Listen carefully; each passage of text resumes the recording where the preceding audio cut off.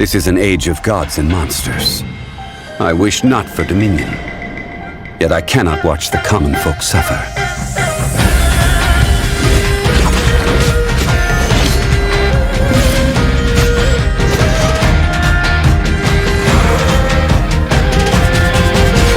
I will have order!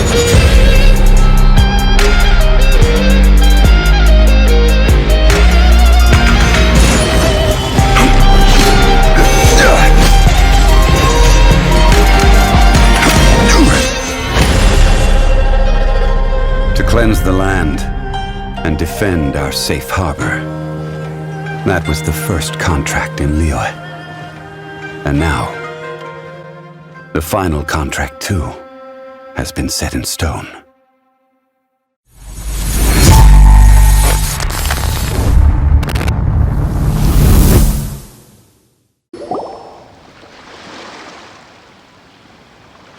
Oh? I didn't think I would see you here. Are these two your friends? Yes. We had the fortune of meeting not too long ago. They are quite a knowledgeable and talented pair, and a pleasure to be around. Traveler, we were just discussing the history of Rex Lapis. Would you like to listen? This, good sir, seems not to appreciate the almighty power of the Lord of Geo. As a professional archaeologist, I'm inclined to correct some of his erroneous views. We are discussing the whereabouts of the first Mora. As everyone knows, the Lord of Geo taught the ancient people of Liyue the craft of smelting, creating goods that allowed them to develop trade with the early nations of that time. Today, Liyue holds the sole right to cast Mora in the entire continent of Teyvat. The world's very first Mora should have been cast by the hands of the Lord of Geo himself thousands of years ago. According to my research, as well as my own hypothesis, I believe that this coin of unique historical significance has been passed down secretly through the years as a kind of token. For example, perhaps the Qixing who control the Liyue use it in some kind of unknown ceremony they hold when they come to power. Oh, no. My research indicates that the first Mora coin is not such a simple thing. Mora is a catalyst. This we all know. Even today, Mora is used in the mystic arts for its curious properties of weapon enhancement.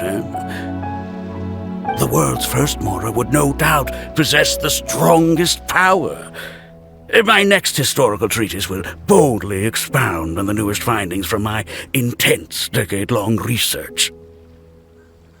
That is, that the Lord of Geo used this original Mora as a catalyst to enhance a dagger and a sword. Well, buy the book when it comes out to read the full story. For now, I will only reveal this.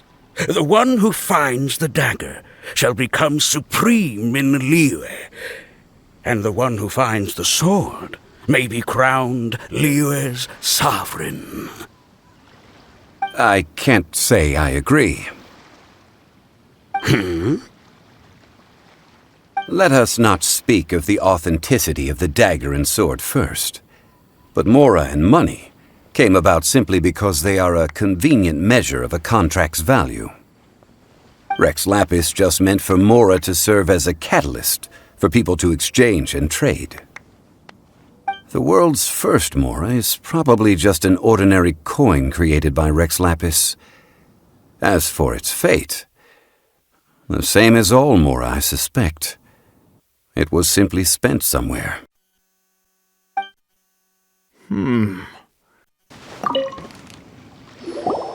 What I'm about to say is a bit disrespectful of the Lord of Geo and would draw a lot of angry looks. So it's best to discuss this somewhere quiet.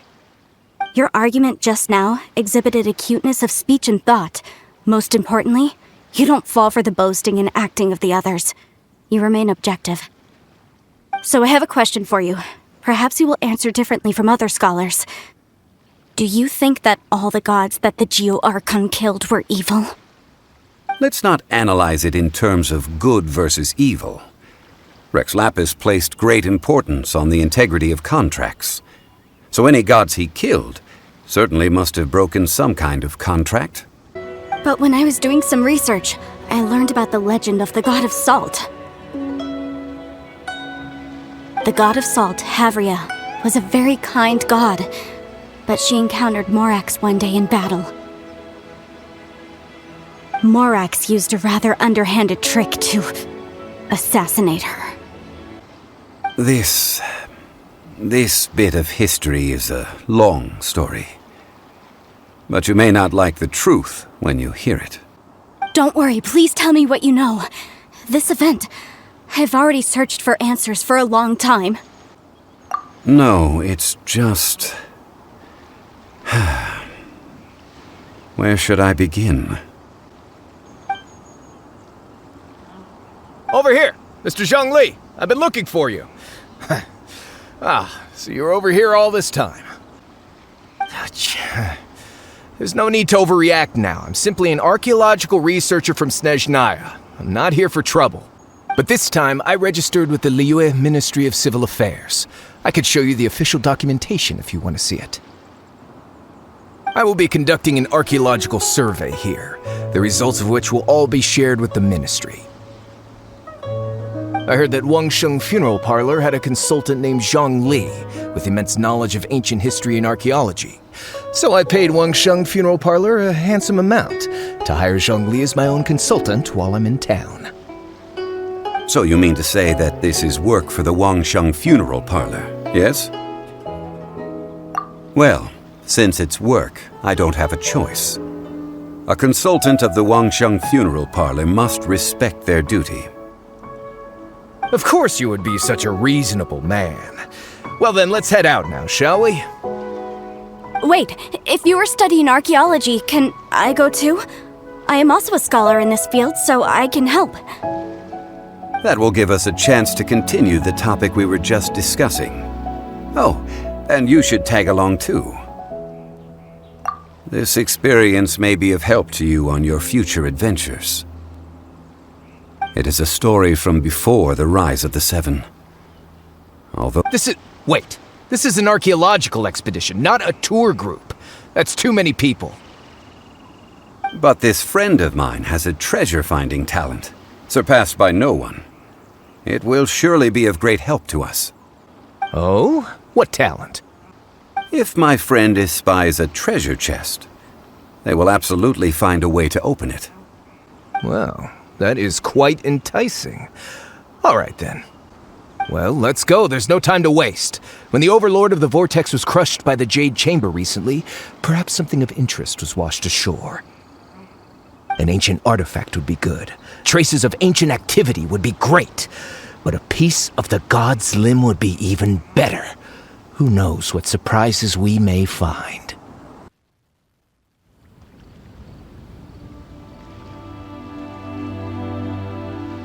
This place looks so ordinary. Can we really find anything valuable here?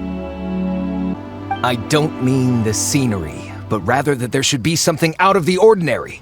A big battle did just occur and all, and I don't even know where to begin looking here.